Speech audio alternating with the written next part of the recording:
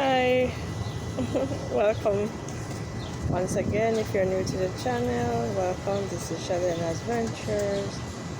Today I gotta finish up my series on missing my dad. Hopefully you can hear me. Yeah. You know what? Yeah. Alright. If my God, I'm in a public place in a corner. My dad will send money. They will send it back because the thing is, I say you never used to take care of me, so why I send money now and all that stuff. So, or get a check them and cash it out.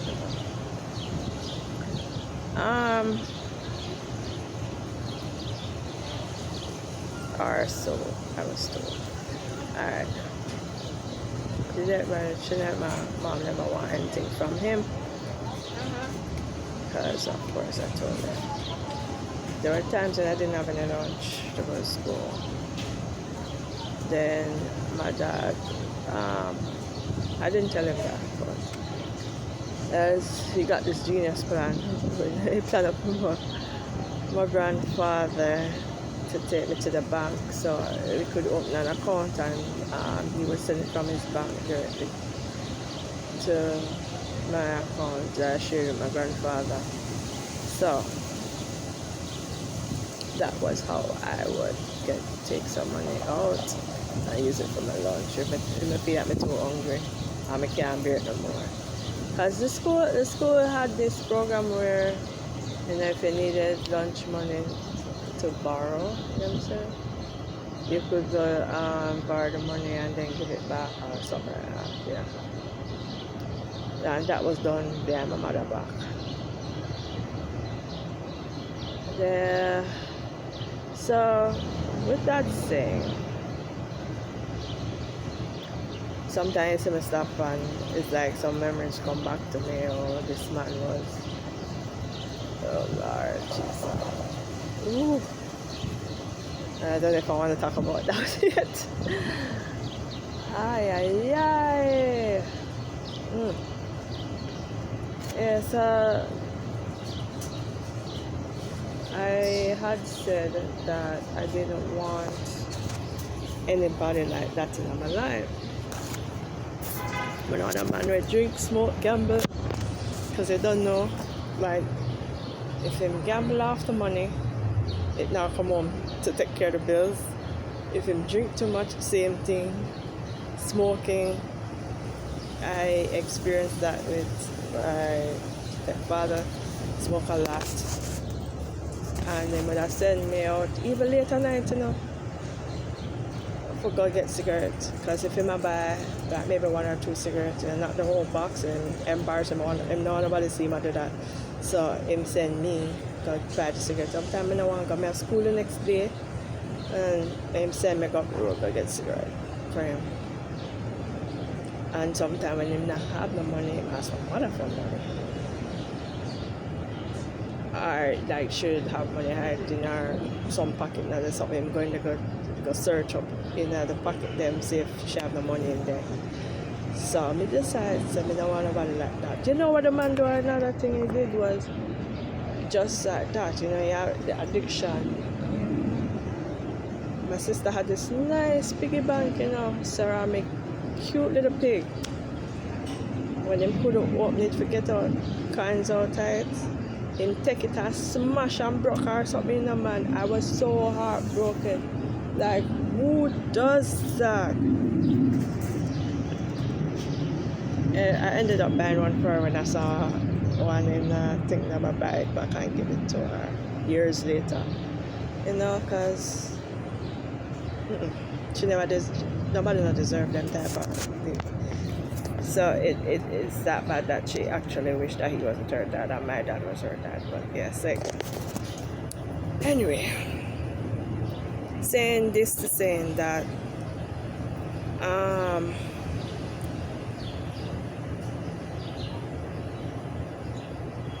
and there are more things coming up again. Oh Lord. fought this man hands because him decide say him not work for nobody. Him not push him foot on the table and stuff, so he was there for a while not working. The job was to him buy and sell cars. And then that lump sum of money would then do whatever. So a lot of times I went to school, I didn't have any lunch.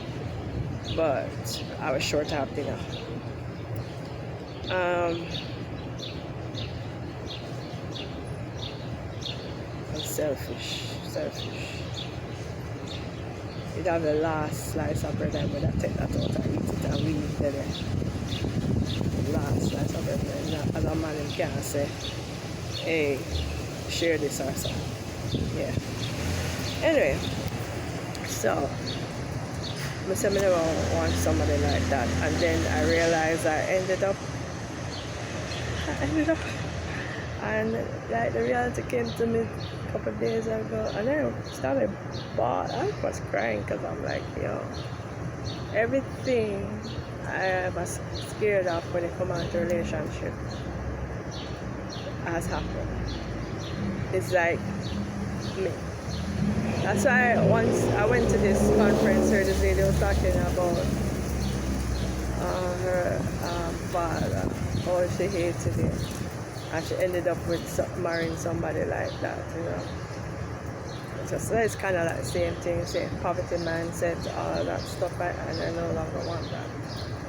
But I ended up in that situation where I feel like there's no way out of track on me, or excusing the person and saying, oh, the reason them I do this is because oh, the reason them I do this, oh.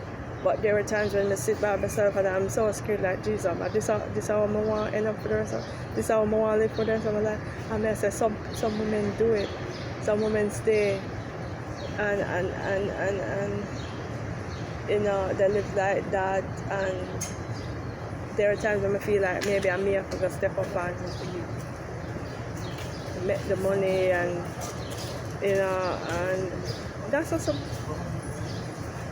biblically speaking, that's not supposed to happen. The men are supposed to be men and be providers and protectors. And battery low. Yeah, so the verbal abuse, wanting help financially all the time. That's why they say never say never. That's why I'm touching it. Whatever we went through as kids stays on our subconscious. They say the body doesn't forget, or the mind. And I realized that all the things I feared about a relationship I'd experienced, whatever I learned about relationship in my formative years, happened to me. So now I'm working to unlearn these habits and traits, heal from these traumas. There's such a thing called a trauma bonding. A lot of relationships we see are because people are trauma bonding. I no longer want that. I want to live happy and healthy in body, mind, and spirit, and soul, and that's the best way to live. Trauma bonding is an unhealthy attachment that can develop between the abuser and the abused. It can be a result of a cycle of physical or emotional trauma and positive reinforcement. So I've shared my story. Hope it helps somebody. I know it's a part of my healing process, and I have more stuff that I've written down that I'm not happy with, and oh boy, so scared to share them. But it's not like, I know probably some people said somewhere about to share them if you're scared, but listen to me. Me and Onion, I have a lot of peeling to do. And I know where I want to be. So this, I remember some years ago at church, Kim said, no more shame. No more shame.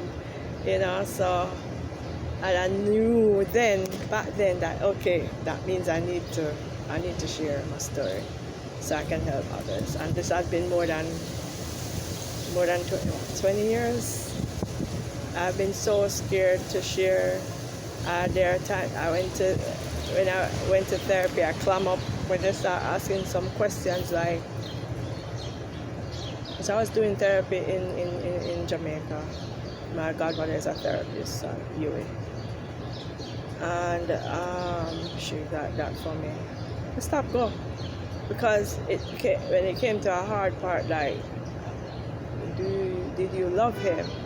That was hard for me to say because I grew up with him, so I felt that love for him as a father, but like my stepfather met up, no. But like all of them do, I hated him. I wanted him. I hated that man till I was feeling pain, like literal pain on my side. I had this pain on my side, I couldn't explain, don't know why. Dance practice my day at church, and I tell the lady, say, after we're done, because the topic was secret sex and Holy Spirit, right? She said, anybody want anything you want to pray for me? I said, pray for my side. And then she started holding me and I pray for me, you know. And then she said, every unforgiveness gotta go. And I was like, in my mind, I'm like, oh shit, I couldn't. So then the night when you were supposed to dance, I think I told her what happened. I told her, you know, and she said, you have to forgive him. And I said, no. And she said, you have to forgive him. And I said, no, I'm not forgive him. I can't forgive him. And she said, but you have to, because, you know, forgive us our sins as we forgive those who sin against us. And she said, not until that time, then you won't. Then I end up saying, okay then. And you know the pain went away that time. So unforgiveness can cause a lot of stress for your body, your organs, everywhere. And it's time to shake it off, like my friend Stephanie told me. When a deer crossing and them scared and them go across the street, them shake it off. We don't shake it off. We have that trapped in our bodies. And we do need to exercise, dance, whatever outlet you can find to get rid of this. This little thing that I leave with you. Thanks for listening. I love you. Share it. Please comment. Spam the comment section. Spam it. Love you. Wow, good.